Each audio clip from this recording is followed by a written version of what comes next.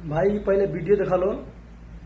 Video बनाने का मकसद ही बाकी हमारे जिला के बाड़ी पहले वीडियो देखा लो।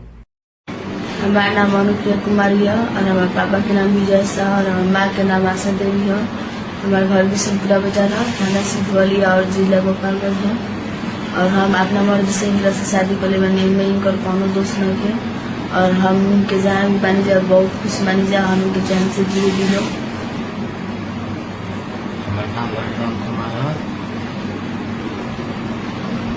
घर बिशनपुरा बाजार थाना सिद्धवलिया। हमारा भी भगा के लेकर बड़ी बेटा शादी कैले बनी ये कार्यक्रम बहुत बढ़िया, बाप माई के नाम रोशन कैलू। हम ऐसे बहुत खुश बनी। तारा खातिर गाना पेश करतनी, ध्यान से सुनियो और गाना का बुरा लगी तो जन करे जन कर लियो।